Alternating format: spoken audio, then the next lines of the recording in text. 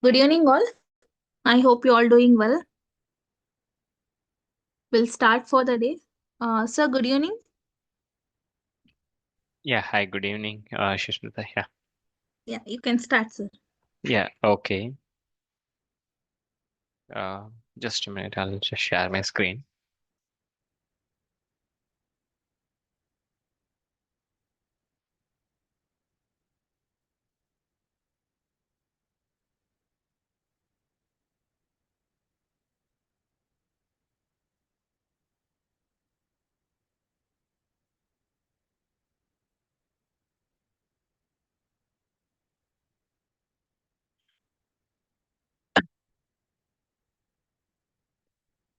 Yeah, just let me know if my screen is visible.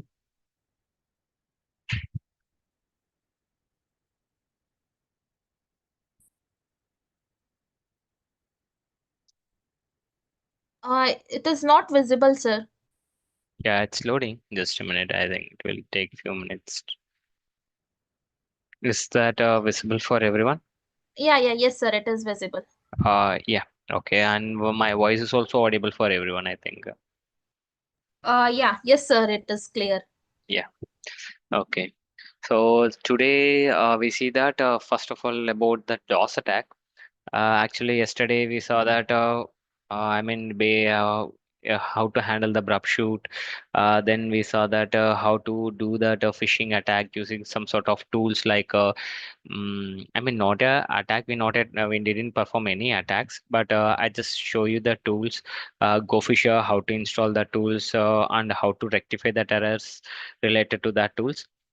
So today the topic we're going to see about DOS attack, because actually the DOS attack and the malwares that we completed the theoretical part day before yesterday. So today we see that how to perform the DOS attack and how we can able to mitigate DOS attack. So and there is any way to identify the DOS attack. So this all the ways we are going to see on the today topic. And after that, we're just going to see about some of the web application attack. Tomorrow we see the malware based how to do the how to once the ransomware got affected, how we can able to overcome that we see. And meanwhile, we see some of the real time case studies. So what is the majors attack and what is happening in the current world? So that everything we'll see. So we see one by one today. So before going to the to other topics, first we complete the DOS. Okay. Yeah.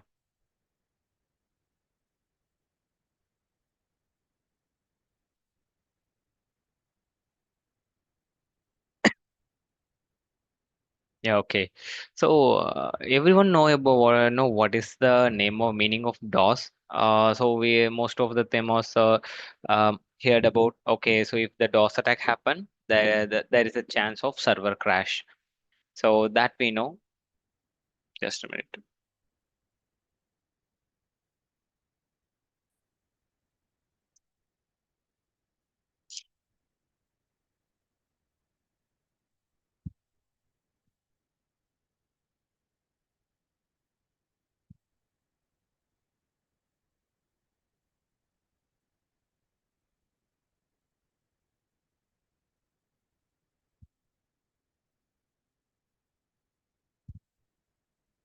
Yeah, DOS. Okay. So DOS, the full form is like denial of service. Okay, and we have one more attacks bit advanced from the DOS. It's called DDoS. Okay, anyone will see both. What is the DDoS and what is DDoS? How we can identify everything we'll see. First, we need to understand what actually DOS will do and what is the impact of the DOS. Okay, so even whenever there is a server, even there is an application running inside the server, okay, there is a huge possible of the DOS attack. Okay, even there are some of them are creating a new applications in real world. Even you are planning to create some new application and you are planning to sell that new application to the some of the organization or else some colleges or university. You are planning to do that. Okay, so once you are doing that selling process, sometimes what happened, right? So most of the many, you created the server based on the initial stage. Okay, so initial stage you just configure the server based out of the anyhow you have some calculations. Okay, so once you're creating some application, you have the long term plan, long term goal, like so once you do the applications, so what is the next stage? So what is the final stage? Everything will plan. Okay, so in the first stage, we plan to sell our product and we try to get as much of customer to our product. So then we're planning for the pack cost, everything. Okay, so to get the customer for our product, so there is a problem in the sense, so server issues. I mean, server side load issues. Okay, there is a concept called load issues. Okay, so if the some of them are handling requesting your application, same time more than around 500 or else around 600 user at the same time, they are logging to your application and they are trying to access your application, right? So in that case, your application and server should handle that entire traffic properly. Okay, so if you see, this is your server. Okay, so just imagine this is your server. Inside your server there is an application. Okay, just think the application name will be abc.com. Okay, once someone is trying to request this abc.com, so they can able to see the abc website, abc.com website. Okay, so in that you created some login page. Okay, in that abc site there is a login. Okay, so once logged into that applications, you have there are few functionalities. Okay, like we can take some like um, what to say, the application point. Okay, payment maintenance. Okay, payment maintenance. Okay, the payment maintenance application. Payment maintenance, and so who is doing the payment today, and what is the due date of the next payment for the customers. That everything you can able to configure. I mean, create in this application. You can maintain that database in this app using this application. Okay, for that you are creating some applications. Okay, so there are first you have 10 customer. So this application not feel any issues and the server also not feel any issues. It will go fine. Okay, so then you are getting 100 customer, then you are getting 200 extra 200 customer, then finally per month there is a 5000 customer for your application. Okay, so it means that in single time, sure there is a chance of login 500 customer. Okay, so you have to make sure that whether this server and application is capable to handle this 5000 customer. Okay, other is what happened. So if the 5000 customers come in at the same time, if the service is not capable to handle that much of request, right, and even the application is not also not having that much of capable to handle that much of request, then this application will take time to load. So take time to load in the sense, so if you try to request, it will take time. So instead of getting the application 2 to 3 seconds, it's take more than 5, 6, 10 seconds. Sometimes there is a chance of 1 minute to get the entire applications. Okay, even though there is a chance of like what to say, so partial page loading, and some of them will not get the complete pages, there's a chance. Okay, so if this type of issues happen, right, there may be one time the customer will accept, to second time the customer will accept. So if the customer is facing the same problem again and again, sure there is a chance of customer loss. I mean, they will try. I mean, what they will feel that okay, you are not that much capable to handle my entire payment maintenance database. So they will feel to move on to the other vendor, or else they will plan to create their own application same like yours. Okay, so for that we need to maintain the servers. So even though you are getting 5,000, 10,000, 20,000 customer, you need to plan accordingly and you need to create a server properly and you need to maintain the application, load everything. Okay, so for that, what the organization will do whenever they trying to launch a new application, they will perform the load testing. Okay, load testing. Okay, load testing. So load testing in the sense, before getting that application to the live platform, what they will do, they will imagine that okay, so if the 100 customers comes in, whether the application is capable to handle that. So they will do the try to send 100 requests at the same time, not in the different time. At the same time, they try to send the 100 requests. If the application is capable, then try for the 200 request. Then they will try for the 500 request, and they will try for the 5000 request. So if the application is capable to handle that 5,000 requests, so in the at a time, if you're getting the 5,000 requests, if the application is capable to handle that, it means the application is fine. So they can take the application to the real world, and they can, I mean, the thing is, in the sense, 5,000 customer, you can ask me that, okay, 5,000 customers, anyhow, that's a minimum level of customers, right? So if there is a chance of 10,000 customer, 20,000 customer, so that time, anyhow, the application will get affect. Then what we can do, you can ask me the question. Actually, will take the major priority of the same time, major priority in the sense, so at the same time, so they will imagine that 5,000 customer will convince, because they know how much customer they are going to pitch in, and how much customer will log in at the same time. They know that. Based on that calculation, they will consider, and they will create send the request, and they will perform the load test. If the application is capable to handle the 5,000 requests at the same time, right, then that is completely fine. Okay, then what they will do, they will take the application to the live. Okay, so if you say that, okay, if there is a chance of 10,000 customers, sure, they need to increase the server specification, and they need to properly maintain the application as well. Okay, they need to focus on both. So based on the customer increasing, they need to maintain the server and everything. Okay, so to avoid this type of problem, what the most of the organization will do, that they will create a load balancer. They will create a load balancer. Okay, so in cloud itself, we have a concept called elastic load balancer. Here we are not going to create that. So here we're going to understand what is actually load balancer, and what is the advantage of that. Okay, so initially when we start the session, right? I mean, not the today session. I'm saying that the day one session, day one, between, I think I show you this website, virustotal.com. This is the one of the site. Okay, so even if we go to the search option, we have a place to search some of the domain name. So I'm searching here amazon.com.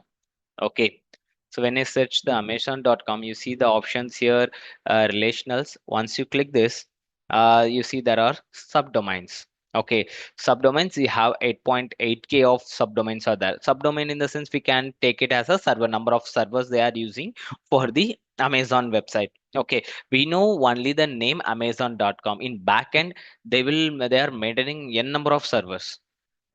If you see here, you see some of the name here, say BOMAK, orca.amazon.com, dub.ai.orca.amazon.com. So there is a different usage and different purpose. I mean, in front end, we know only that. So Amazon is maintaining this application, amazon.com. We feel this one. Okay, so from this single endpoint, what they are actually doing, they are connecting with the multiple endpoints to get the proper data. So when we are planning to perform the payment, so that time it will request to the some other server from here, and it will do the payment process. So if you are planning for the track the order, so that time that request will go for this any of the endpoints and do the payment trackings. Okay, based on the request, they will maintain the separate servers, and each server, if you see here, each server having the separate 2 3 servers. For this particular things, they are maintaining one server. For this particular thing, they are maintaining 2 servers. See, I mean, you can ask me that, so how you are calculating the server count? Based on the IPs, I am calculating. This is the actual endpoint. I mean, endpoint in the sense URL, you can take it as. Okay, so based on the endpoints, you see here there are 2 servers. So for this endpoint, there is a 3 server. For this one, we have 1 server. Okay, so even why they are creating this much of server for the specific endpoints, the thing is like, they know how much customer and how much load need for that particular endpoint. For example, if you take that, uh, okay, so for example, you see that you have a server. Okay, so in this, you are just maintaining only the payment process. Okay, so there is a one more endpoint, and they are maintaining one more server for searching some products. Okay, search product. Okay, only to search the products here. So there is one more endpoint that will help you to do some of the tracks. Okay, so and we have one more server that will help you on the mm, just admin side. Okay, so admin side. So in this case, just imagine that we know how many of them will perform the payment at the same time. Okay, so sure you need for this at least minimum three server. Okay, for this search products, so search product in the sense, sure we need four or five servers because we know that before doing the payment process, anyhow, the customer will do the search for the product, then they will go for the what to say, then they will go for the payment and which one is they like to purchase, they will do the payment. Until that they will be in this search, I mean they will do analysis on the products. So tracker id, once they done complete the payment, so there is a low chances of doing the tracks. Some of the customer will do the tracks, okay, where is the order, I mean once they reach that date of receiving the products, then they will do the tracks. Okay, so is there is any delay or something, they will do the tracks.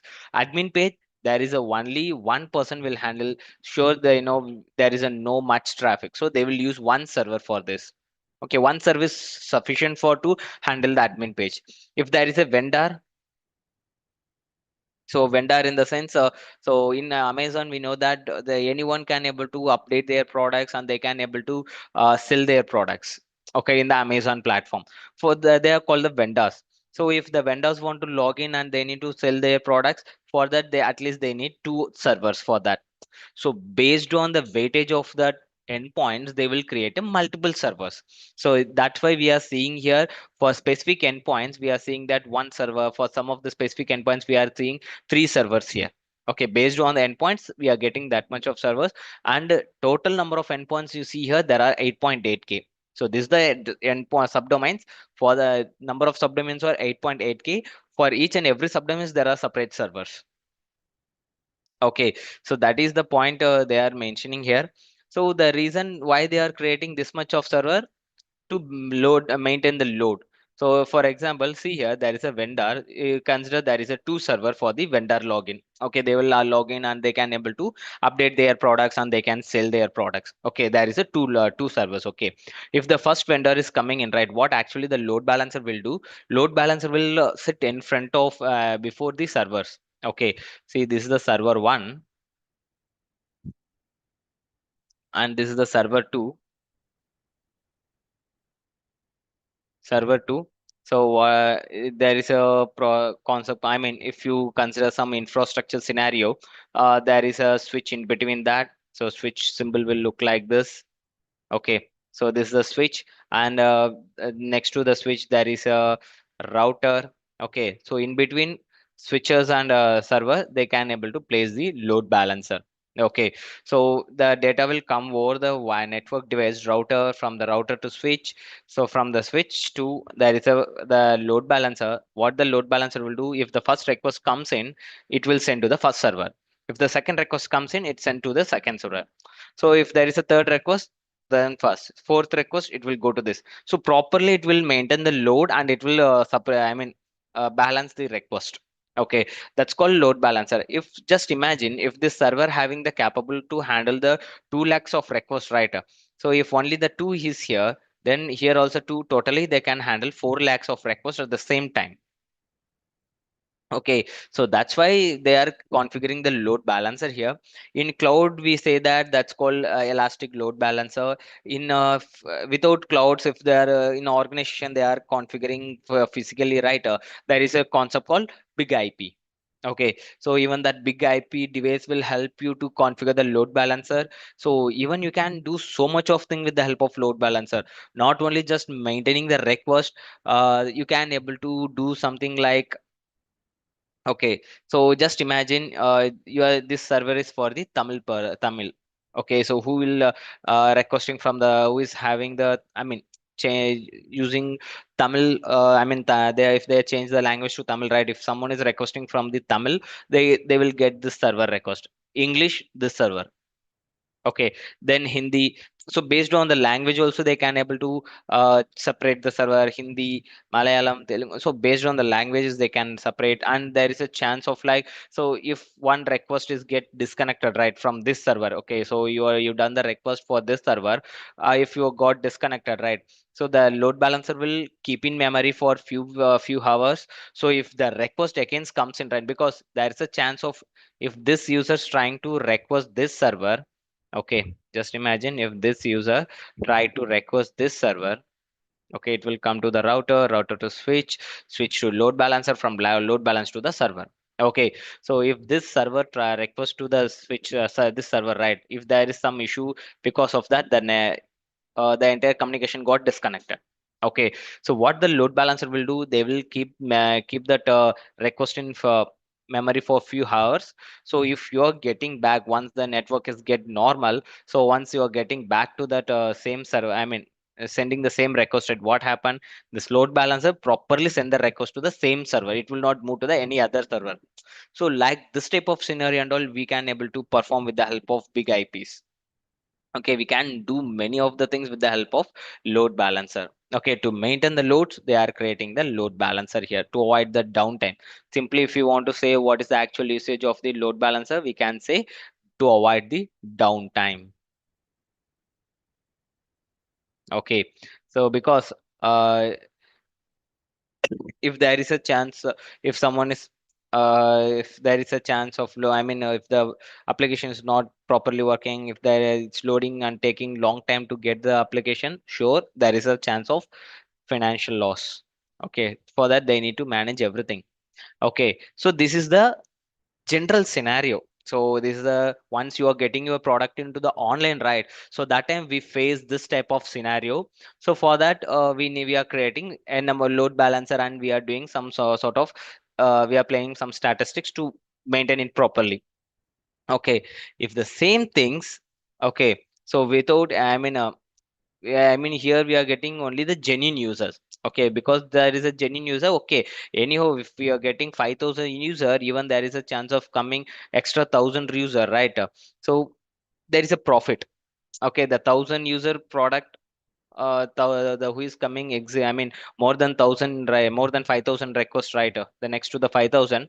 So anyhow, there's a chance of they will go to the next vendors, or they will take consider some other what to say, some other platform to get that I mean products, or they'll try to buy purchase from that.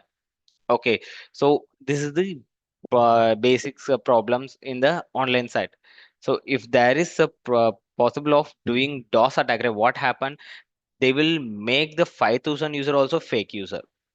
Okay, so even the 5,000 user also not a proper user, they will not get any benefit of that. Okay, at least in this general scenario, we feel that okay, there is a 5,000 user, we are getting some profit. After the 5,000 user, there is a chance of loss. So anyhow, they will try to manage that properly. Okay, but just imagine if there is this application and service not properly and not able to identify the DOS attack, right? Then what happen? The application will get down. I mean the application will stop, I mean respond slowly, and the server is also get down, and there's a chance of crash. And if someone is coming, right, even though there is a legitimate user comes in, right, they need to wait for some period of time, because already there are 5,000 customers who are inside. Because of the DOS attack, they create some of the fake request, and they will make the server is I mean they will make the application and server to believe that okay, already there are 5,000 users. Okay, they need the server should identify that, so whether this is the legitimate request or else the some of the malicious request. Okay, so for that, what we are going to do right now, so we are going to create some request using some Python code. So we are going to send to the some of the specific server. So we see how the server is getting react and what actually happening on the server once the DOS attack is performed. Okay, so for that, I'm going to take my Kali Linux. So there are n number of tools. So if you go and search for the DOS attack, right, in internet, we will get some n number of tools. Anyhow, we are not going to use any sort of tools from there. So we are going to write our Python script. I mean, it's not a big one, it's a very small script. We are just using the two library files to configure to create this DOS attack. Okay.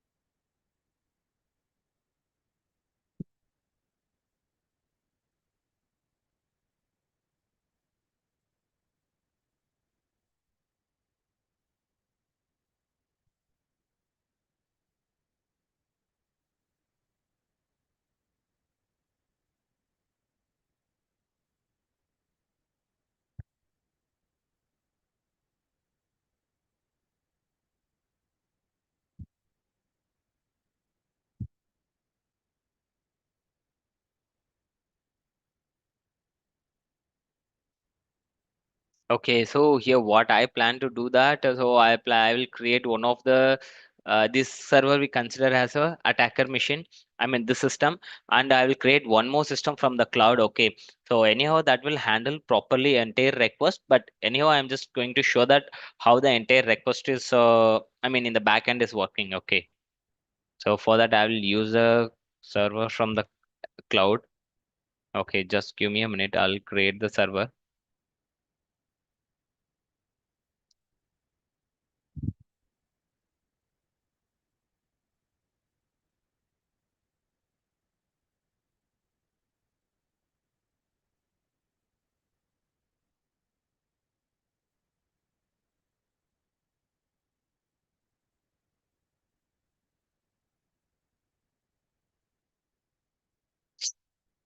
Yeah, so I'll just logged in and then I will show that entire things. Just give me a minute.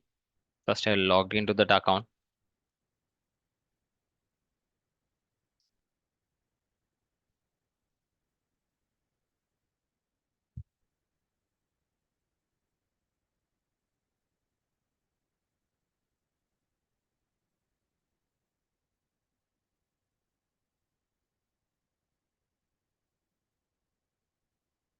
Sorry.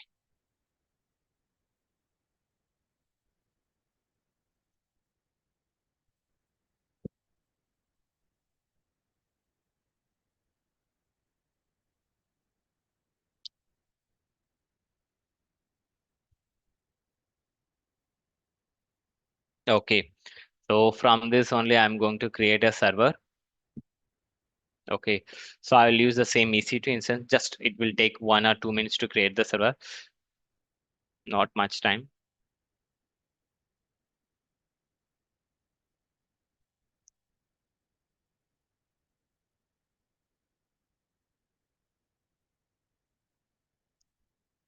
So actually, what I'm going to do here, I'm just going to run some of the service like HTTP. So I'll send a number of requests to that particular HTTP service, and we are going to do the analysis in the backend.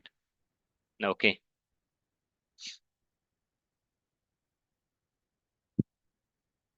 Okay. Key DOS create. So HTTP 30. Okay. Launch instance.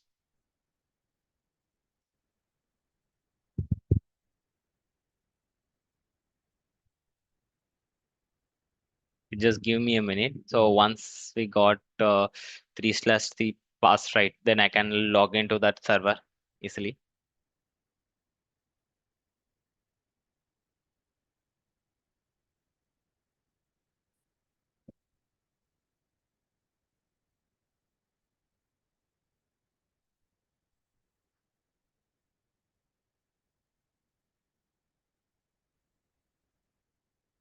Yeah, so we'll try to log in now. So command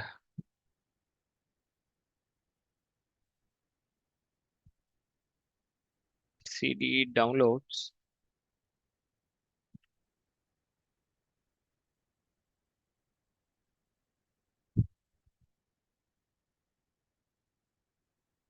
Yes, space FNI DOS Ubuntu at the rate of.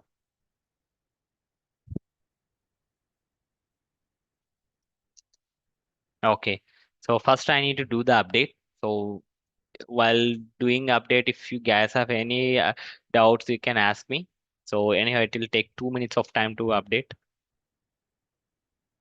Yeah, not even 2 minutes. Yeah.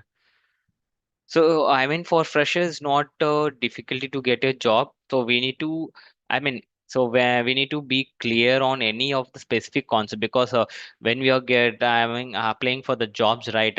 So they will look on any specific area. They will see whether you are good in web application security testing, or else you are good in network penetration testing, or else at least if you know about the VMS or how to perform vulnerability assessment. So at least you should be in the any one of the platform in a clear way. So you need to learn about other entire things, but at least you should be uh, good in any one. Okay, if they ask something and they need to feel that okay, you are eligible for at least for this particular area. Once you get in right, then easily you can able to learn other things and you can improve your skills, and you can, or based on the experience anyhow, you will get more knowledge on that cybersecurity field.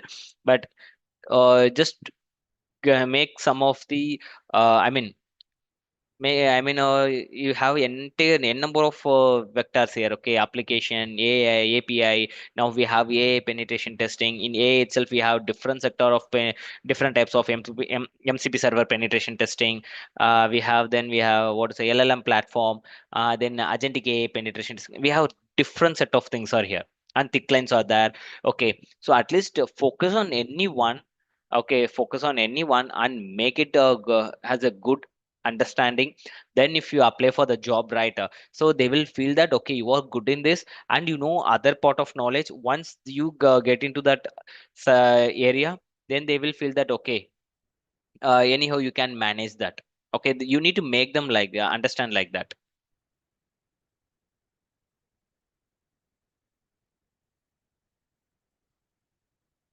So route map already I have mentioned that. Just I mean, first of all, try to understand the what to say, development side. So try to understand the development part. Hacking is not something new. Most of them are thinking that okay, hacking is something new, we need to do some additional skill set and we need to learn something new. It's not like that. Hacking is not something new. So hacking is like once you know good no and you have a good knowledge on what to say, development part. If if you want to get into the web application penetration testing, just understand some of the application backend code. Okay, how the Python will react, how the ASP.NET will react, and how the PHP language will work. So sure, you should know about some of the basic understanding about this backend language. Then you can able to understand the application and you can perform some sort of attacks there. Okay, so that is the basic thing. That is the basic. So if you take the route map, sure you have too much of things to learn. Okay, but just focus on any one of the field to get into the cybersecurity area. Okay, just learn any one to get into cybersecurity. So then you have anyhow you have guidance with your seniors, and you have so much of peoples to guide you once you get into the company. Okay, so at least may do something to get, I mean, make you to understand in any one of the platform, application or network security, whatever it is. So first thing is like, so you can select anything if you want. If you want to good in that particular field, make sure understand the development area. If you want to understand, if you want to do penetration testing for the firewall, sure you need understanding of the firewall, how the firewall will react, and what the firewall will respond if you do something, and how the firewall will block. And you should know how the rules will be there configured in the firewall. Sure, you should know that. That is the actual route map. So once you know that, you can get into that field.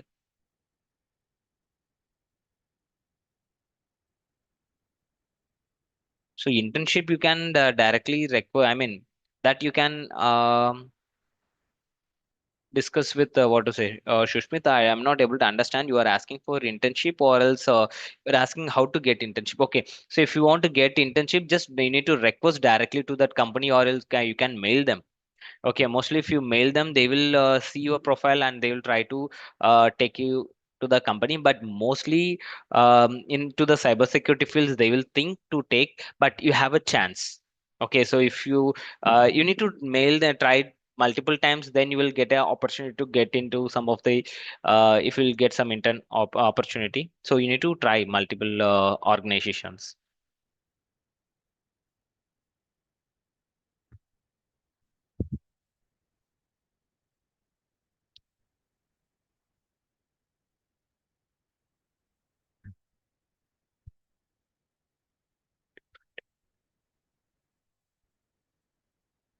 So it's not a different types of hackers. Most of them are thinking like, so there is a hackers called black, gray hat, and white hat. It's not like that.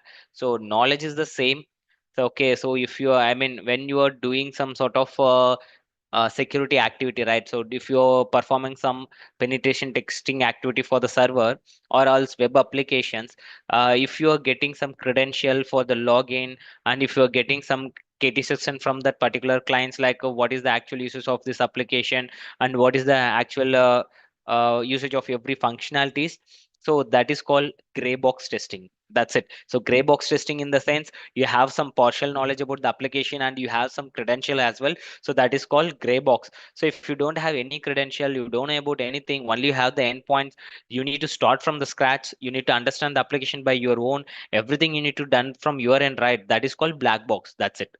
So white box in the sense, when the client is coming for the security testing, they will give entire scenarios, entire infra. So like you will do the server side penetration testing, only you will do the web application, and you are going to do the Android, everything you are going to do. It means you have the complete knowledge of their environment. So that's called white box testing. That's it. It's not your like type of hackers and type of different tasks, not like that. In organization they will create some different departments like red hat, I mean red team, not a red hat, sorry, red team. They will create a blue team, and they have there's a VMS team and penetration testing team. That's it. So red team in the sense they have a few additional permission to perform the security testing activity. So like you have, you can able to do some phishing attacks or whatever you want, you can do, and you can try to take the complete access of the target server. Okay, and you will not get server like 100 200 servers. You will get only one server to perform the penetration testing, I mean red teaming activity. So for that one server also, it's a AD server, so it's a main server. So that's a Windows, you need to perform the security testing on that, and you need to try to get the server access. Once you got, then fine. And the timeline is also completely different. Sometimes you'll get 6 months of time to perform this activity. So if you go for the blue teaming, I mean, it's completely defense part. SOC team, I mean, security operations center. So who is monitoring completely what is happening in your organization? What is, if there is any attack, they will try to stop that and all, called blue teaming activity. So what about the penetration testing? They will do the same security testing, but uh, for them they have some restriction, like you can't do the DOS attack and you can't do the phishing attacks, nothing. So only you need to try from that particular IP.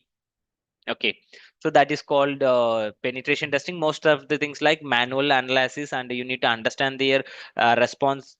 Then you need to perform the attacks. So VMS in the sense you have a some set of tools before taking the penetration testing right up. They will do the vulnerability assessment. For that we will use Nessus or Qualys to perform the testing. So that is the difference. Only we have this type of different teams. Okay, and we have PAM. So different teams, so that every teams are having some similar to that, but the permission will get different here. Okay, there's a consultant team. They will not do the attack, but they will think from the attacker point of view, and they will suggest them how to remediate that. Okay, so technically, what we do penetration testing, red teaming, we perform the attack, then we give the solutions. Not just imagine and we'll give the solution. We perform the attack and we'll give the solutions. Okay, so but in this here, everyone should know about the cybersecurity. Okay, not a type of hackers.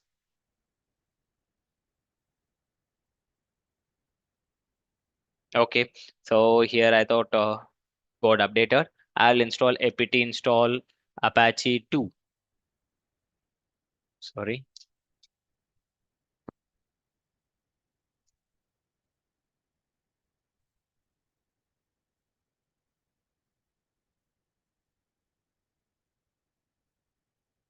Okay. So now I'm installing Apache 2 because I just plan to perform the DOS attack against the web applications. So here I'm not going to create any of the website or anything. Just I'm turning on, I will create some basic application here and I'll perform the DOS attack for that applications. Okay.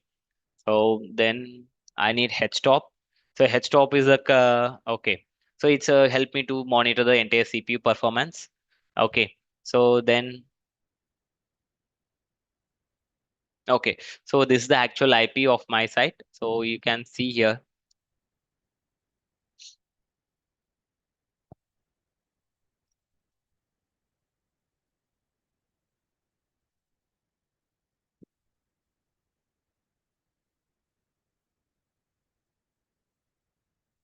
Yeah, there's some default page. Okay, this is the actual application, and the website is running on the port number 80. Okay, so I'll show you. So in Nmap also we can able to identify what port numbers are running there. Okay.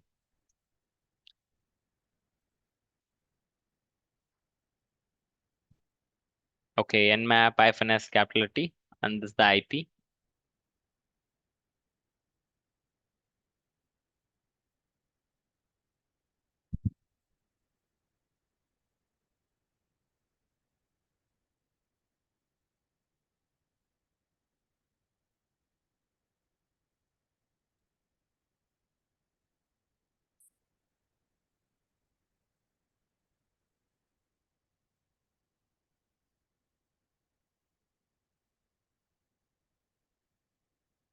Okay, nmap -p and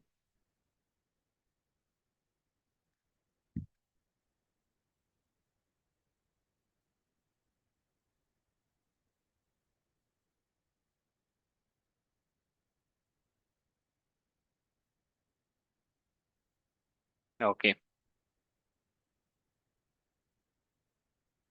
Once we do one thing, it's taking time. I'll perform the scan for the port 80 specifically. Okay, so if you see here, the port 80 is active. So under the HTTP is running. Okay, so I have a script for that.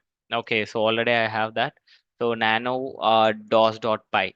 Okay, so this is the actual code. So here, if you see that, so I'm just I mean importing two library files. One is request, another one is threads. Okay, so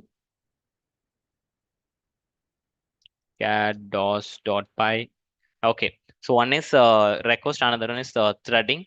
So request in the sense this will help me to send the request and I'll get the response.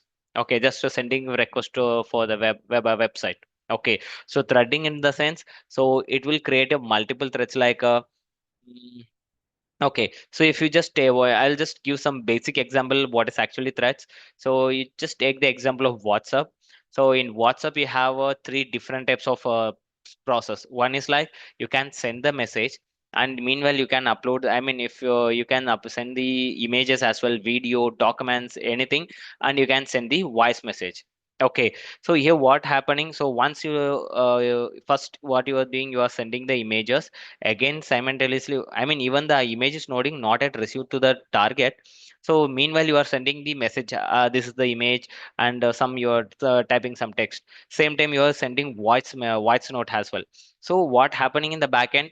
So the image is a separate thread and the message is a separate thread, and what happened that the lost voice message is a separate thread. It will create a separate thread and it properly deliver to the target. So we can do multiple tasks at the same time. It's like a threads. It will separate make the threads into multiple stages. Okay, so and you see here, I just in request I have mentioned the IP here. So the I initially have tried with my Linux Kali system IP. So even I can show you that. Okay, first I'll do for the cloud server IP. Okay, so I'll just remove this.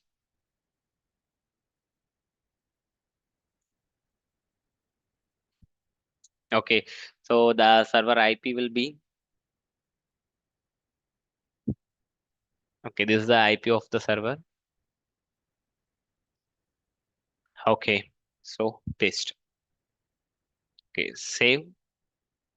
Okay, Python 3 space dos dot py. So if you see here, so using htop, you can see the CPU performance. Okay, so only, okay, if you see that CPU memory is having around instead of 914 MB, so it's occupied around 204 MB of memory, and this both are the CPU performance. Okay, and we have C swap memory, it's a completely zero. Okay, so now I'll start the attack DOS. Okay, so if you see here, so slowly the CPU performance will get increased 209 MB. So slowly it will get increased. And even if you see the CPU performance, this will also get increased. Okay. So and you see here there are multiple Apache 2 service will be created. See Apache 2, Apache 2. There's one more Apache 2. It's creating multiple. You can see here that it will create multiple Apaches here. Okay, so here I'm just creating I mean minimum amount of threads. The reason is like even my system not able to handle that much of creating request. Okay, so if you see here, so once I run this things, you see the CPU is completely taken to the 100%. Once if I stop, see the CPU will be around something 4%, 5% only. It's taking this much of memory. Okay, once I run this, anyhow it will take complete memory of my system. Okay, even the CPU will also use 100%. Okay, so once I stop that, if you see the even the CPU is getting down, and the memory also get around to 196 MB. Okay, so because of this, it's taking this much of memories. And the reason is like once you are trying, whenever you're doing request writer, so each and every request will be take it into the memory. From the memory only that entire request will get processed. Okay, so that's why see you can see a number of Apache service request here in the memory. So Apache 2, Apache 2, Apache 2. The reason is like so every request taking into the memory level. Okay, and you see that CPU is also getting increased and memory also getting increased. So you can ask me that, okay, why it's taking only limited amount? Reason is that it's just only the request. If you do something like other activity and you are making the DOS attack, bit taking more memory, right? When you are sending the request, you make the system to take more memory, then sure, this will take around 500 MB, 600 MB, 700 MB of my RAM, and the CPU also get increased. Okay. Even I'll show bit more from this. I'll try, but I don't want to make my system to crash. Anyway, I'll change the threads value here. Instead of 64, I'll make to 120. Okay, 120 threads. Okay, so I'll just save. I'm sending request. Okay, see here. So from the previous one, it's taking bit more level of memory because I created more than previous thread around 164 to 120 threads. Okay, that's why it's taking too much of memory here. Okay, and I'll just stop that. Okay, and now dos.py. So I'll make it to 64.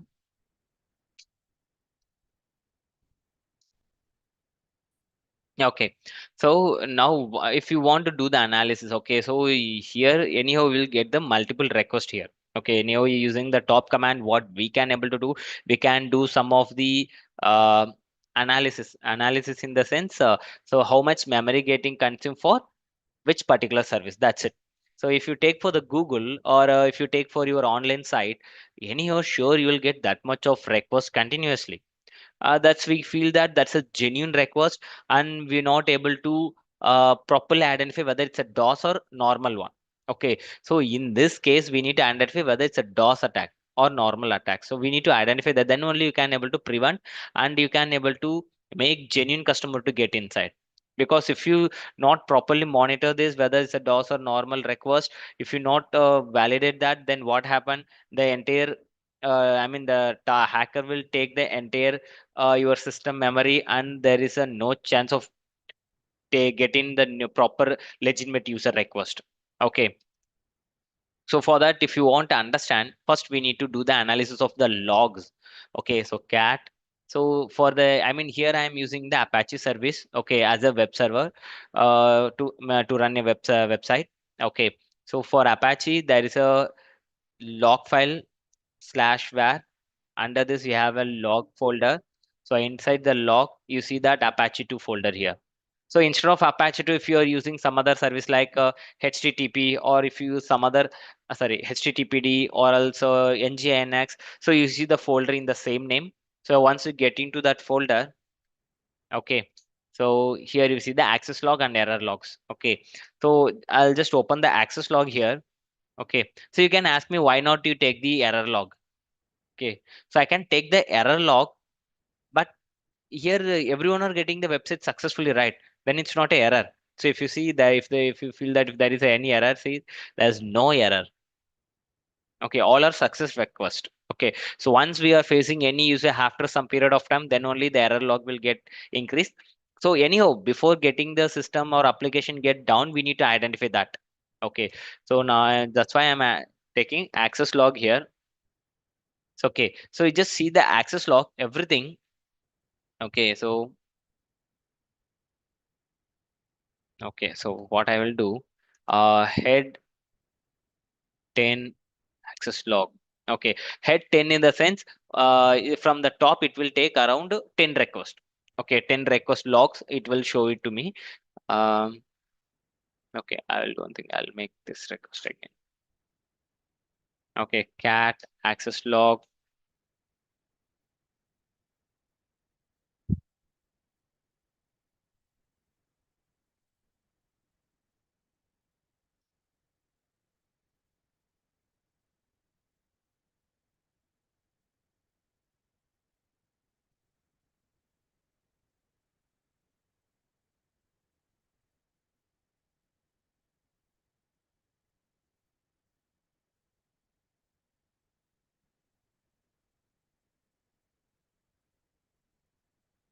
Sorry, HTTP.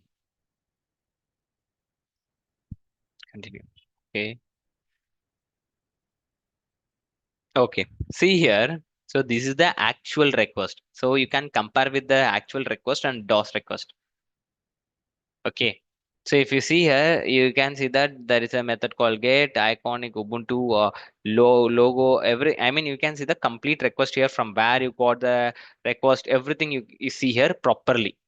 Okay. So if you see this request, right, it's look completely different and looks like something malicious.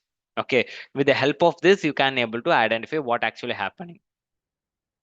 Okay, so you'll not get any proper from the browser or something. It will be a completely different, and same time you will get, see, everything, most of the records. If even though you can imagine that if it is a legitimate user trying to access your website, right, for in the same second, around 5 or 3 requests may be a fine. Okay, if you are, even though if you, that is a legitimate user, the requesting multiple times at 5 or 6, that's maybe a fine. If you see here, so you see the time here, so 14, 23, 49. So the same timing you are getting this much of requests. See, even the seconds also not get changed even, so you're getting the same request for multiple times.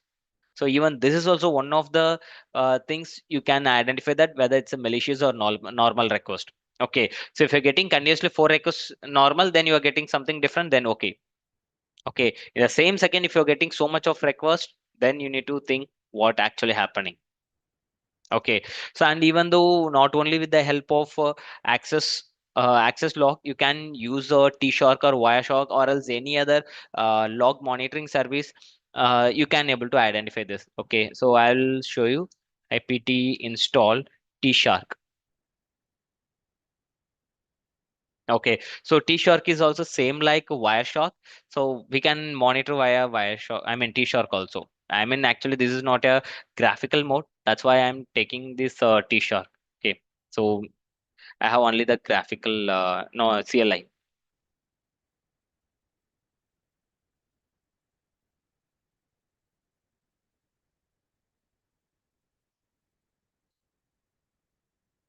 Okay.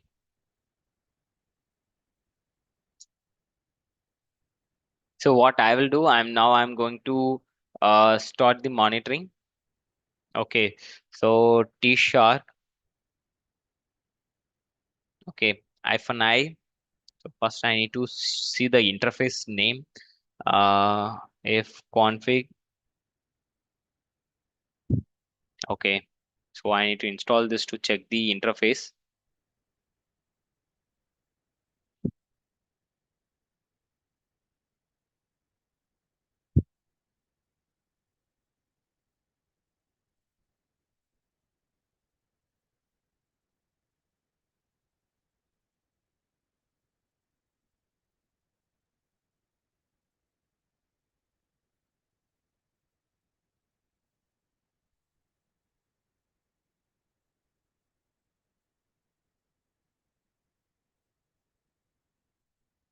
So the this one all so I mean this is the library file.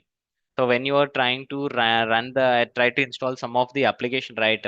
So there's a backend dependency of the library file that will unpack and that will get installed in your system. That's why it's showing like that. Okay, fine. So if config, so you see that there is a interface now called ENS5. Okay, so now I'm going to T sharp. Okay, space hyphen I ETH zero. Sorry, not ETH. ENS5. Okay, because all the requests will come to via this interface. So I'm just start monitoring on this. Okay, so you see that there are so much of interaction is happening because all the traffics are communicated over the SSH, right? That's why. So now I will do one thing.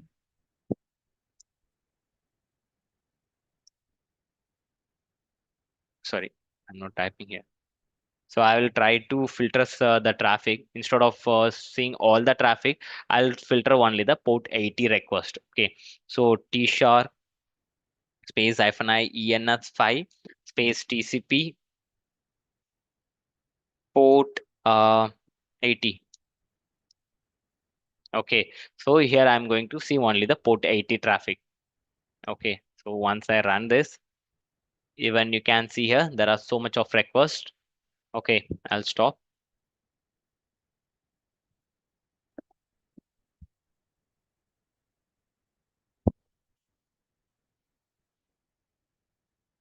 So we using this also you can able to identify. Okay, so this is the complete port 80 request. So generally when we are trying to access the port 80, right, we see the request call three. I mean there's a three way of handshaking like synchronization, acknowledgement, and acknowledgement. So yeah, the three way of handshaking will look like.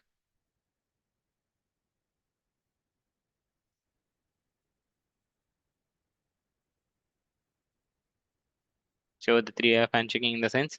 So just imagine this is the server. Okay, this is the browser or your PC. So once you try to request this website, first what happened from your browser, it will say the server browser will send the synchronization, and there is a response from the server side, synchronization plus acknowledgement. Then browser will send the acknowledgement. Then there is a conversation. I mean, there's a some key exchange. Okay, key exchange. So because with the help of that key, the data will get encrypted and it will transfer to the server. Then only the browser will request for the website. Okay, this is the actual handshake process will happen for requesting the website. Okay, so if you see here, so even though if a normal person is doing some, I mean, requesting for the website, right? The same handshake process will happen, and you can see the same process here as well. But here you are seeing only port from this IP, you are getting request to this one and for the port 80. Okay, and if you see here, there is a no synchronization packet. I'll just start from take to the starting point. Okay, mostly if you see that thing Synac, that's it. There's no acknowledgement.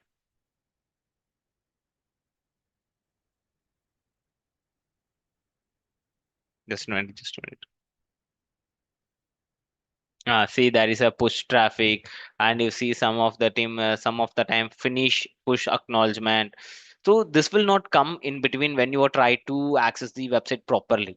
Okay, so if you see this, even though with the help of this you can able to identify, and there's a second chances of time matching.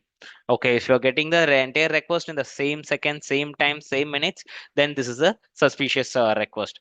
This is also a way to analysis. Okay, and easily you can able to identify the DOS attack, like, so who is doing that, because once if you get the request, see here you got the IP here. So even all the requests you see the same IP. So once you just copy and you can file the compliance, or else you can do some backend things to get the actual who is the um, hacker. Okay, but if the DOS attack had DOS is fine. If suppose there is a possible of DDoS is happening, right? That's a difficulty to find the IP, because each and every request will send from the different location. So DOS is like from the from the single system you will get the entire request. This is the exact hacker system. Okay, you will get the entire request to the server. Okay, so we know that. So the IP of this is, we will get the same IP every time or every request. Okay, even if this user is using the VPN, even though you'll get the same single IP, easily you can able to identify that. Okay, so they need to perform some tunneling to make it a bit hard to analyze, find out. So fine. So this is the pro DOS model. Okay, if there is a DDoS happening, right? So what happened? Distributed denial of service. This is the normal denial of service. This is the distribution denial of service. So from different system, you will get the request. Okay. So for the single server, you'll get the request from the multiple servers. You have the different IPs. So there is difficult to identify which is the actual uh, hacker. Okay, that is the problem here.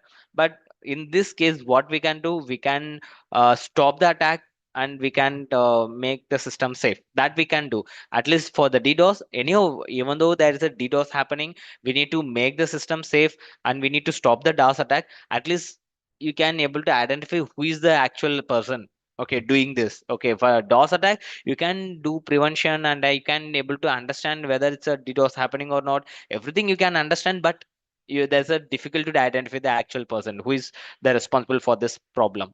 Okay, that is the different here. Other than everything, we can do same like DOS, and we can do analysis, and we can able to stop that DOS attack, everything. Okay, so the different, so the damaging time of the DOS attack will take time to damage the server, but DDoS, so very fast to damage, because it's a single system sending the request, but here the multiple systems are sending the request to the same server. Okay, so here per second, if you are getting 500, right? The same thing happened for here also. For from single system, you are getting 500 requests per time per second. Okay, but once reaches server, right? It's around 1500 requests per second. It's if it is reached to this server, only the 500 requests per second, but here it's completely twice than the DOS. Okay, fine. So we saw that how we can able to identify the DOS attack and everything. So even if you want to do some prevention, right? So we can do that. For that, what we need to do for Apache, we need to activate the mode service. I mean, in Apache, there is a different sort of services. Just a minute, I'll show you that configuration path.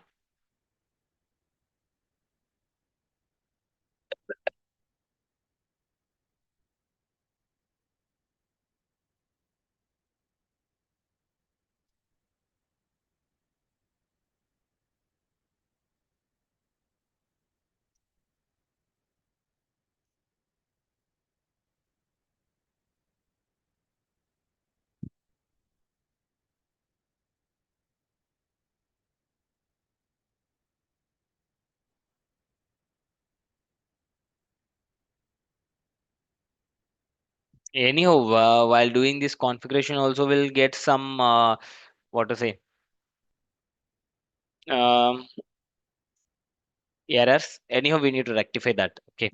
So actually, first we need to activate the A2 EN mode space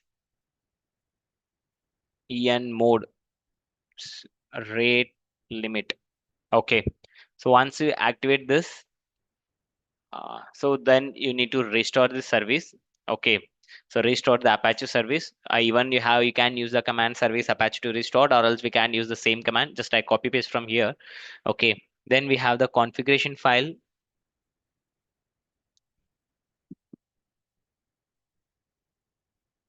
Mm,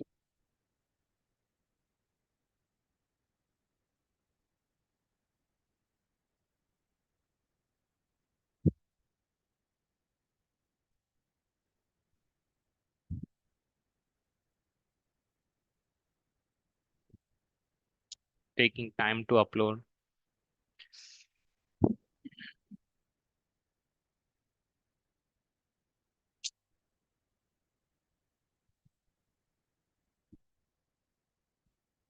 Okay, now typing nano slash etc Apache 2 config available.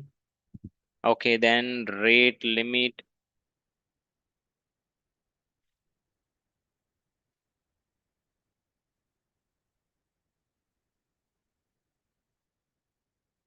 Just wait. I must check that whether the rate limit is there or cat slash sorry cd slash etc Apache 2 config.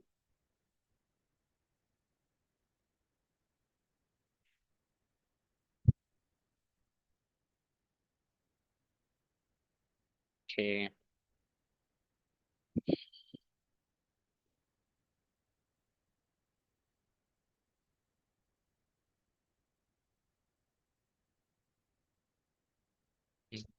Okay. Or else we do one thing. We'll try to configure here. Nano space uh cd site available.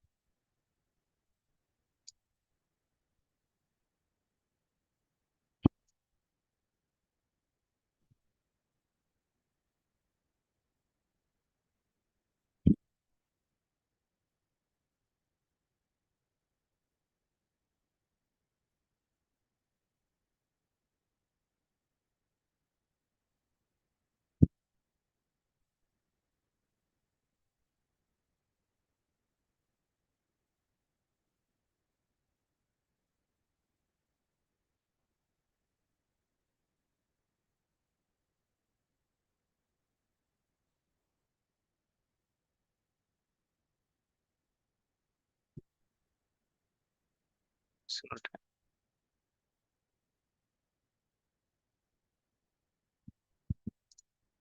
nano.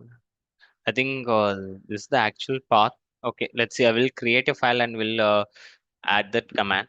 Okay, cd um, config available, config hyphen available.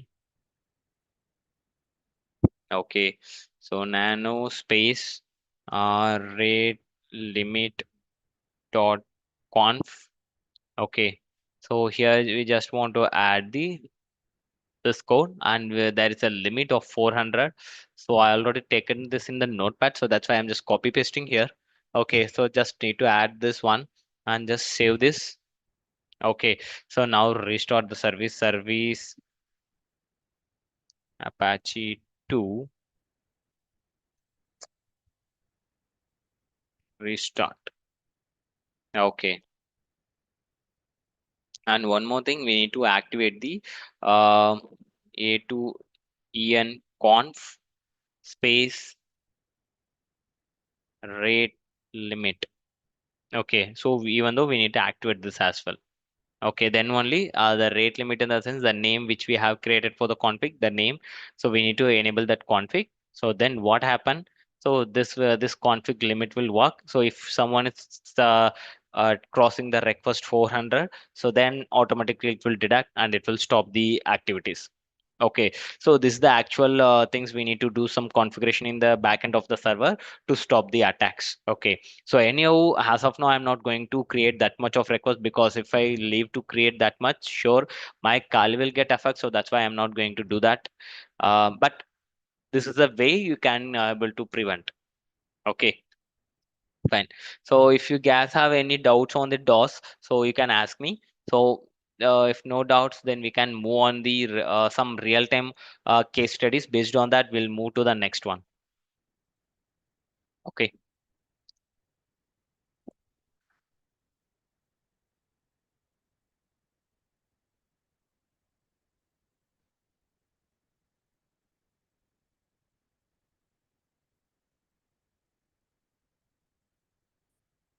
Okay. I hope everyone are clear in the topic. I feel that. So we'll move on to the next one. Okay.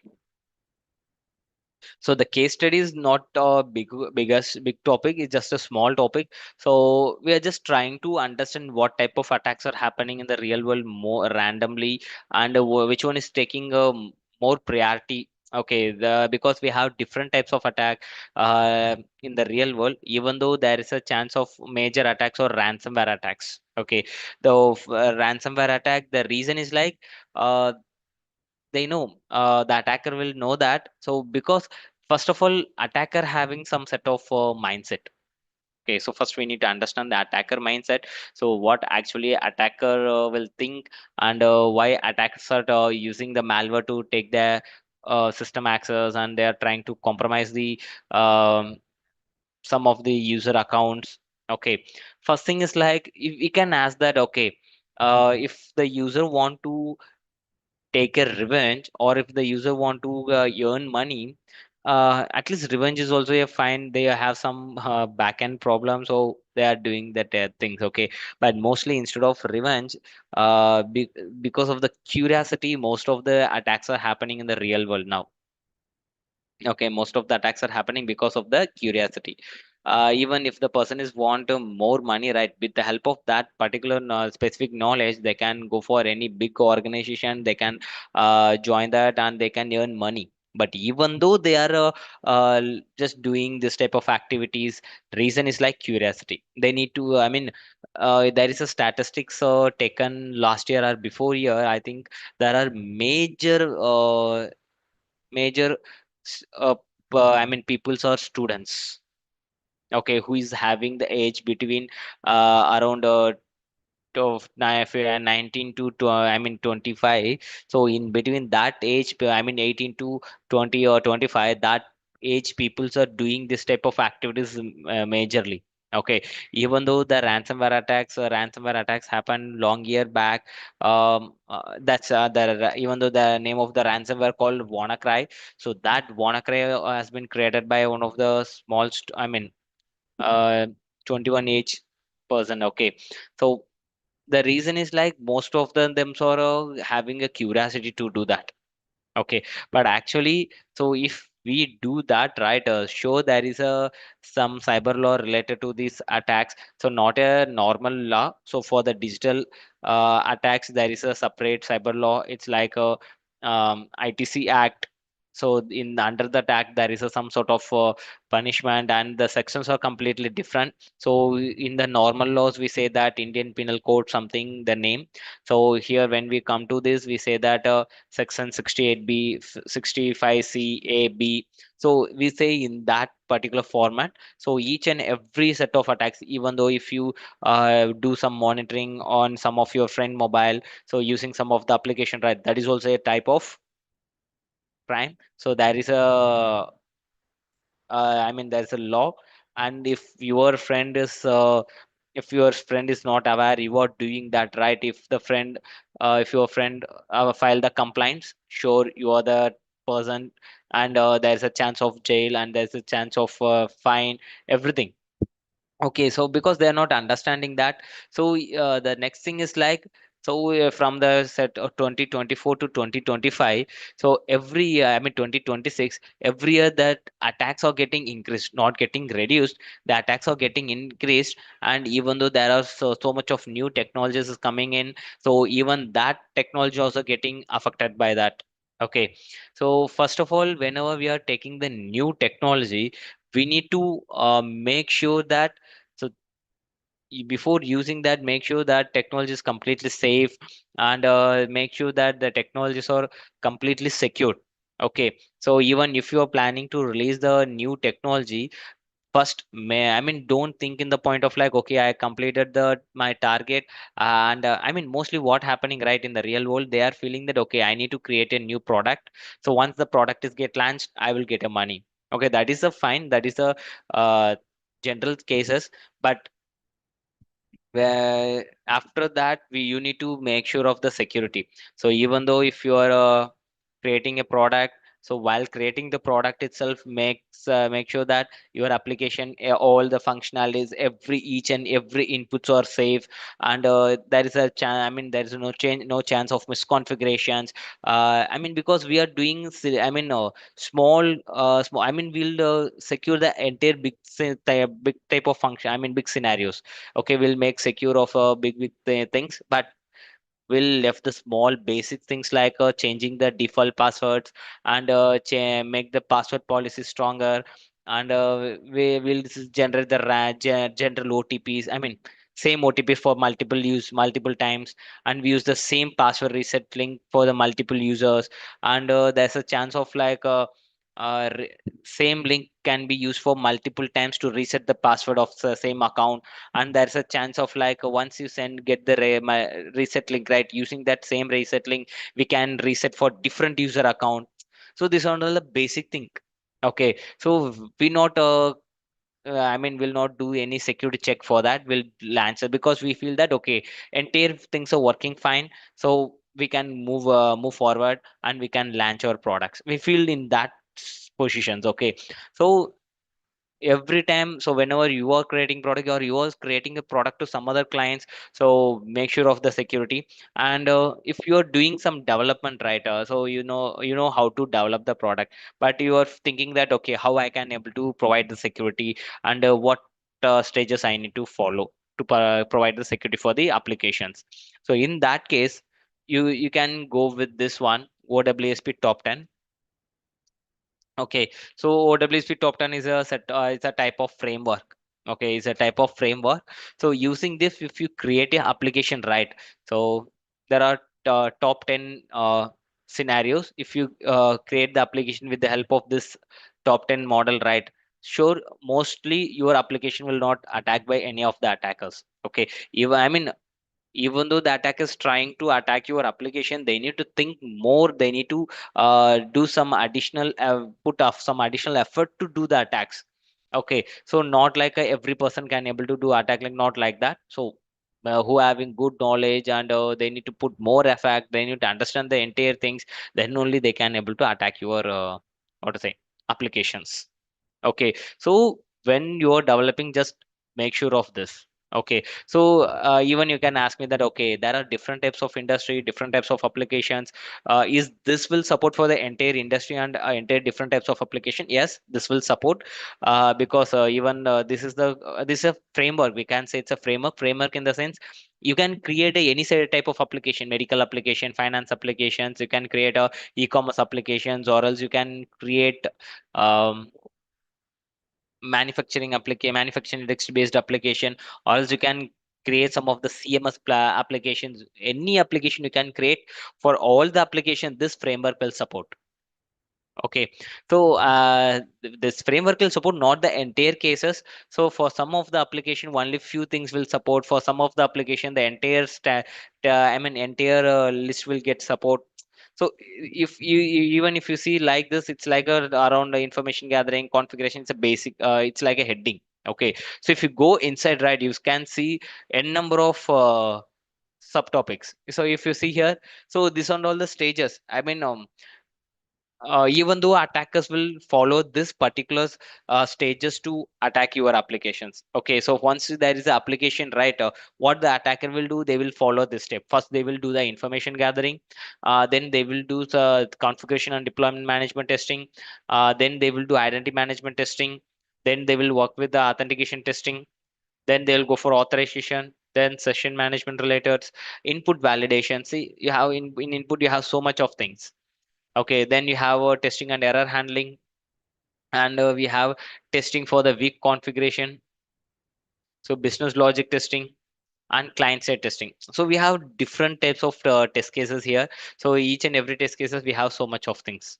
Okay, so when it's come to the business logic, we can't say that only this is the test cases. So based on the application logic, there is a chance of different attacks, because business logic in the sense, based on the logic you will create some of the new functionality, the new feature you will create. So for that future, what the attacker will do, they will understand, the attacker will understand, and the attacker will do some additional effort, and they will do some changes on your request or response to do some attacks.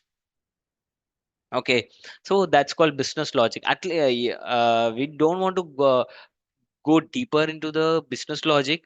Okay, so at least when your developer is developing the application, at least if they uh, make sure of this particular test cases, right, then that's enough.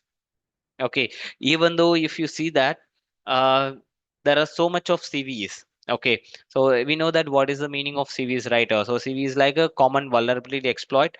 If there is a application, okay, you are developing some application, okay, you are launching to the real world. Okay, so your product is taken by so much of peoples, and a number of corporates are using your products. So that time what happened, there is a attacker identify some of the vulnerability. Okay, it may be any type of vulnerability from this top 10 test cases. Okay, so because I'm talking from the application point of view, so the attacker finds some of the vulnerability from this top 10 test cases. Okay, so then what attacker will do, they will report you. Okay, the attacker will report you, okay, this is the vulnerable I have found. Okay, so this is the remediation, actual remediation. Okay, so then the attacker will ask you that, okay, whether I can where I can release the CVE for this. Okay, so if you accept that, they will release the CVE. Okay, there is some of the common standards how to release the CVE, what and all you need to submit, everything's are there. So once you submit that details to the CVE, I mean releaser, right? So they will verify and they will release the CVE with the current year. Okay, they will mention CV 2026, 2025. So like that they will mention, and they will give some number for that, they will release. Okay, so everyone come to know that, okay, if who are using this particular application, there is a attacks. For this attack, even there is a release also, a release as well, release in the sense remediations. What you will do that, for that particular vulnerability, you will change the our entire application code, and you will make sure that that attack is not going to happen anymore, and you will release the latest version. Okay, you're going to release the latest version. So then what happened, that will send entire, and I mean customer has a update. Okay, so they will use that updated application to avoid this type of the attacks, whatever the attacker has been released, right, that attack, the organization can be avoided. Okay, so this is the actual usage of the CVE. Okay, so even if you're not willing to release the CVE, you are feeling that, okay, I will directly inform to my customer, I will do the update regularly, that is also fine. So you can do the internal security testing as per this OWSP top 10 standards, and you can release the updates. Okay, because even if there is a small changes of your code itself, the entire things will get changed, because even though if you follow the OWSP top 10 standards, there's a chance of some of the basic things you will forgot to make secure. Okay, that the reason is like because you are working for the so long time, and you will you have around 10 or 15 15 persons are working for the same applications. Everyone are having the different tasks. So sure, there is a chance. Okay, this is not like, it's just general human errors. Okay, so to avoid that, that's why we are penetration testings or teams are coming in. They will do the proper testing. Okay, so same as per this top 10 standard. Okay, so if we found that, we'll report to the customer, we can able to rectify. Okay, so OWSP top 10 standard is the common framework for all the applications. Okay, so in this information, you see that there is a first stage called information gathering. You can ask me the how the attacker will gather the informations. Okay, so you can ask me that how the attacker will gather the information, what set of information the attacker will get. So based on the application, there is a chance of directly they will get a credential of your application login. Anything may be happen. There's account details may be revealed. So if you have some login pay, I mean, if you have some payment page, right, there's a change of directly you can see the admin portal without login. So there are so much of things. So with the help of information gathering, so we'll take it to the next level. Okay, what are all the information you are getting, right? Based on that, we'll take to the next level. Okay, so basically, the attacker will use some sort of online platform to validate your applications. Okay, so the first thing is like attacker can go with the Google hacking database. Okay, so in this Google hacking database, if you are launching some of the new application, sure that will not comes. Okay, any you will not get any information about that application. Okay, so if you're doing the application testing and even the application is running for the so long period, so you're doing the testing for that particular application, right?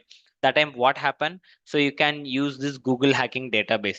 You see that whenever I mean the Google hacking database will help you to identify the sensitive files.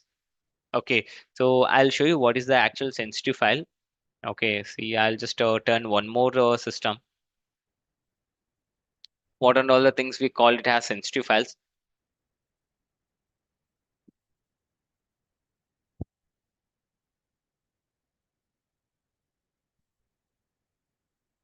Even you can also release some things related to this for the Google hacking database. They will add in this and they will make your name as author.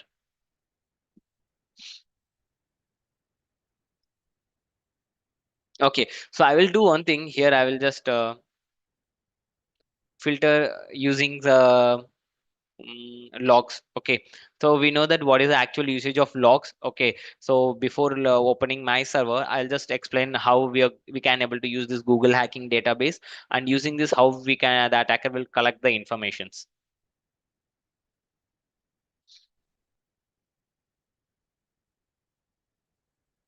First I'll close this.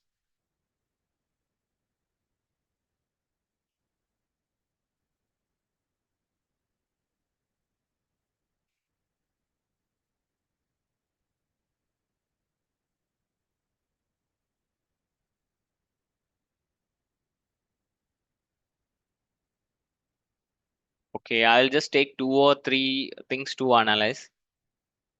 I mean, this is not a proper target website analysis. I'm just taking, I'm just searching randomly which sites having the log details and whether it's disclosing publicly, right? So I'll take that and I'll do the analysis.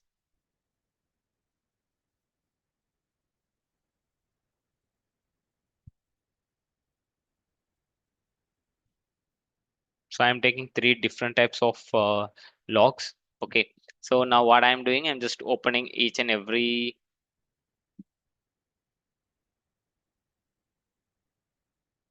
First, I'll show you this. See, this is the actual site. This is the one of the WordPress site. You can see here so much of informations are there. Okay, so even you see that what is the PHP version, what is the MySQL versions, you're getting so much of things.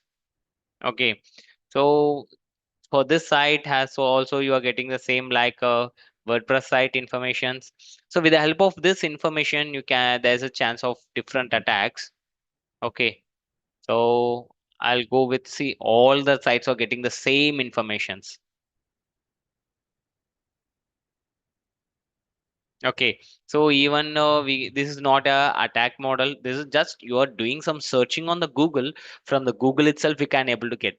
Okay, because if we see, I'll type okay, um CCTV. Just I am typing CCTV here. Okay, if you type CCTV here, you will get normal camera details and you will see some where from where you can able to purchase that all details you will get from here. Okay, so if you do something like this, right? So instead of doing this in Google hacking database, if you see CCTV, if you ask for the CCTV, okay, see here. So copy, I'll paste here. Okay, so if I open this now, see, you have the login page of that specific see, you'll get something footage of the floor 1, floor 2, floor 3. Every informations are related to these footages. See, I don't want to open that. So all the information relevant to the footages. So actually what they want to do, if you ask me that, okay, how they can able to do the remediations. So here actually what is the problem? So they are creating the website. Okay, they will purchase the server. They update all the server.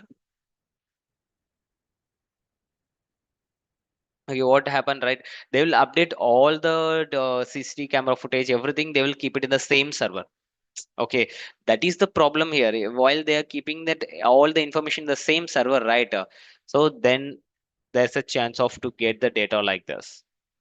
Okay, this are all the sensitive data, right? They need to keep this everything in that separate server, and they need to disconnect from the internet. Okay, they need to avoid the connectivity of the public connectivity. Okay, I'll close this as well. Okay, so they need to avoid the public activity. Okay, so the even though the why you can ask me that why the organization are taking, I mean even before few minutes before we see that, so there is a concept called load balancer. They will create multiple servers to avoid the downtime. In same way, they will create separate server. That server will not connected to the internet. Only they will use it for their internal organization purpose. Okay, in that server, what they will do, they will add those they will keep this all the data. Okay, so if you see that the problem why most of the organizations are not what to say not doing some sort of security, the reason is like bit costlier.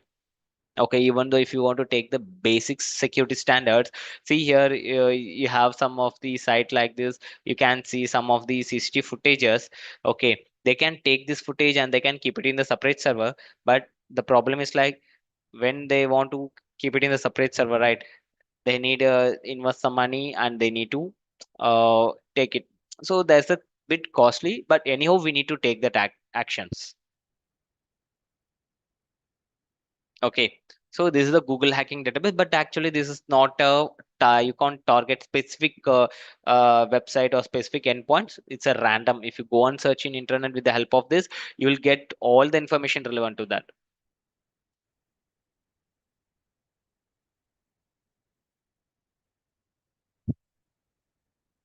Just a minute, it's taking time to load. Meanwhile, if you have any doubts, you can ask me. So it's taking time to load.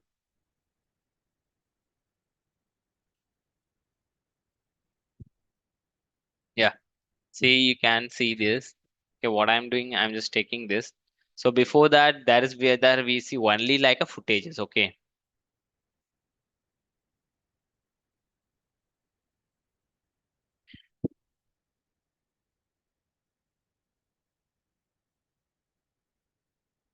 Now if you see right,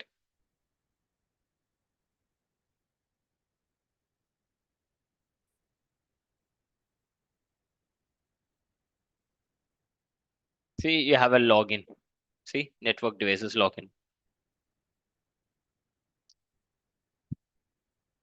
So mostly you will get this type of information not only from the Google hacking database. You will get something what to say from the showdown.io. There are different sites are there. From there also you can able to get those informations. Okay, so before that you just make sure whenever you are creating the server or whatever it is, just launch only the application, keep the only the application code in the server. Don't add any other additional data like this. Okay, yeah, so now the server got launched. Okay, so this is the one of the server. So this is the internal server I'm using. Okay, msf admin, msf admin. Okay, so this is the actual IP of the system. So 192.168.29.187. Okay, so I'll do the scan for this. So I'll just disconnect everything now.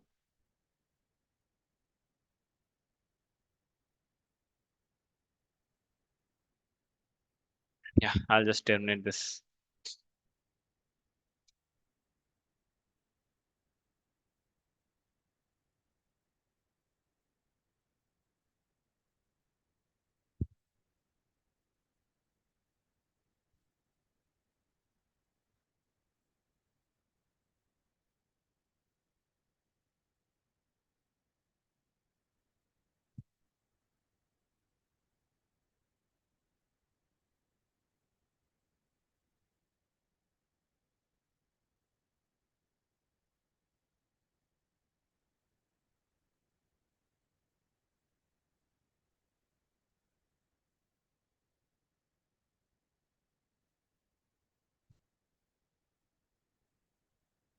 Yeah, first I will do the nmap scan here. So nmap -s capital T, and the IP will be 192.168 dot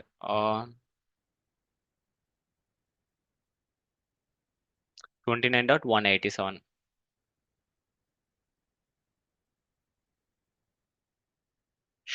Okay, so if you see here, so this is the number of ports, and I see that there is a port 80 is running. Okay,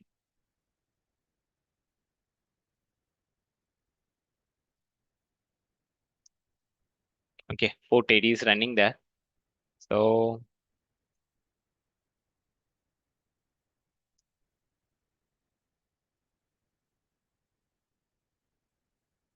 29.187. 29.187.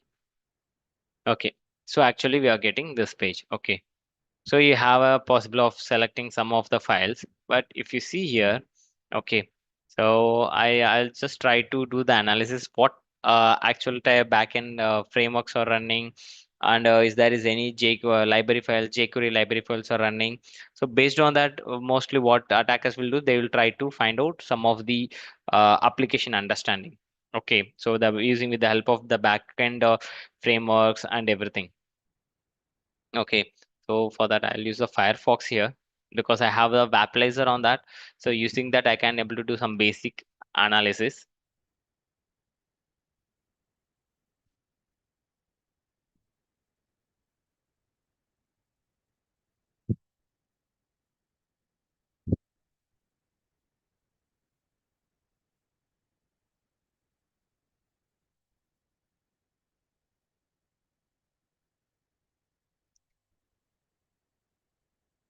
So sometimes if you got like this, right, it means that you need to remove the proxy setting because yesterday I just added the proxy, right? I forgot to remove that. Okay, once you remove, then you can able to access the site. Okay, so you see that? So the it's working fine now. Okay, so here I'm just clicking Vaplizer. If you see here, so the programming language, what is the web server extensions are running there, or what type of operating system, what is the actual web server, what is the versions of that web server. This all information will can able to gather here. Okay, so here I got some basic idea about. Okay, so in backend there is a programming language called PHP. Okay, so and I know that there is I can able to see some versions are there 5.2.4. Even we know that that is outdated. So the latest version will be 8 point something. Okay, so if you go here, if you can search that PHP latest version. Okay, 8.5. This is the actual latest version. Okay, so now what I am doing, I'm directly hitting here php info.php file. Okay, so if you see here with if this php info.php is disclosing publicly, right, you can see so much of information about the target server. Okay, so you see that PHP versions, and you can see that what is the actual Ubuntu versions and name of the Linux, and you can see some kernel versions, and from build date you can see what is the server APIs are running. So you can see so much of information here. With the help of this information, when you are trying to write some script to get the to compromise the server, right, you will identify and you can ignore and you can bypass the script, bypass I mean while writing that you can able to understand and you can bypass that prevention mechanisms. Okay, so with the if this is disclosing this if this file is getting disclosed, right, so you can do that type of activities. And you see that there is a what is the PHP core, and you see all the files, data, FTP. Okay, whether you see that FTP is enabled or not. So all the system related running services. Sometimes what happen, right? You will get some of the session value. You know that I mean everybody know session value is like once somebody is logged into that account, so they will get a session ID. If that session ID is disclosing here, right, in PHP info.php, using that there's a chance of hijack the session, and the attacker can able to take the entire access of the user account, and if that account is relevant to the admin, right, then show there is a huge data loss. Okay, so you can see, you will get so much of informations. Okay, this is the server side information environment. So you see there are so much of environment related informations. See, so you can ask me that, okay, so this is the application is running directly. I just hit that php info.php file. Okay, so it's not just like with the help of imagination, I'm typing that php info.php file. So we need to do we need to run some uh, script to identify the hidden files. So with the if you open like this, you will not see anything relevant to that. Okay, so that and all the hidden file in the sense, uh, in the same server under the same folder. Okay, I'll just give you one more example. Okay, so just see here you have service Apache 2 start. Okay, I'll just start this Apache service here. So I'll move on to cd slash where www.html. Okay, actually we know that. So for whenever you are activating the Apache service, if you're requesting the IP of this system from the browser, right, directly that request will redirect to this particular HTML folder to access the website. Okay, so if you're keeping something inside this particular page, sure you can able to access. Okay, so otherwise we can't able to access that. Okay, so initially what happened, so if you keep index.php or something relevant to this website file, right, so the Apache service will prioritize this particular index file. Okay, so other files will not able to see in the browser side, only this will get prioritized. If whatever the things is linked with this particular index.php file, right, what are the apply files or linked with that files only can able to see in the browser. So if you want to find where, okay, is that is a pass.txt php info.php file, that we need to do some additional runs in the enumeration in the backend to see what and all the sensitive files are there. Okay, I mean, instead of sensitive file, we can say it's a hidden files. Some hidden files will give more information, some hidden file will not give any information. It's something like empty file. Okay, 192.168 dot 29.187. Okay, 29.187. Not this one.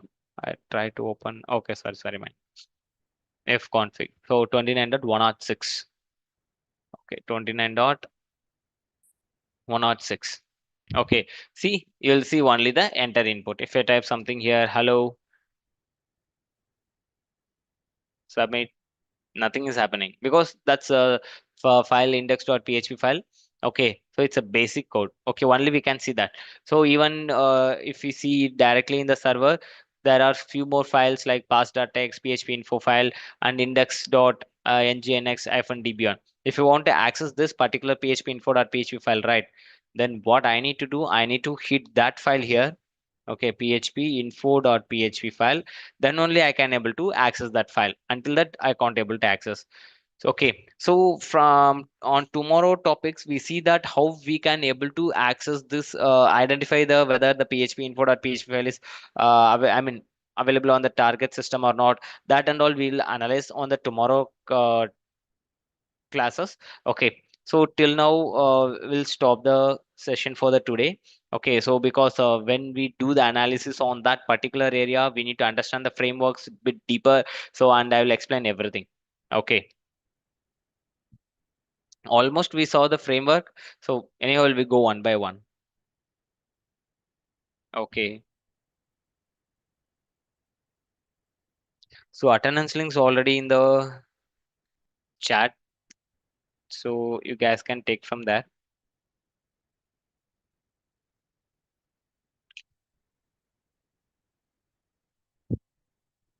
Okay, so if you guys are having any doubts you can ask me. Otherwise, we can conclude the session for today and we'll move for tomorrow.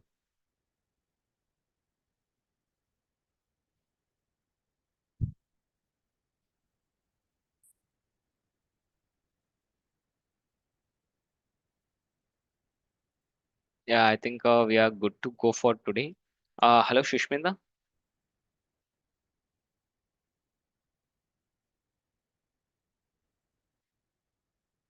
Hello.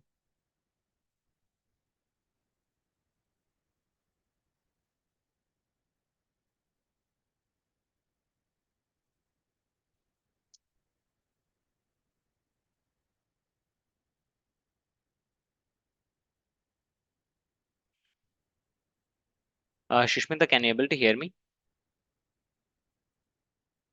Yes, sir. Please tell me. Yeah. So I think today we complete the topic, whatever the things we need to cover. We complete that. We'll see the remaining on the tomorrow classes. Yeah. Yeah, So that's I, okay, sir. We can wind yeah, up. Yeah. yeah, yeah, sure. Bye. Yeah. Thank you, sir. Thank you so Thank much. you. Bye. Yeah. So, students, we are going to wind up the session for today. So, I request please mark your attendance, which is already posted in our chat. Okay. Thank you all. Thank you for joining. Good night.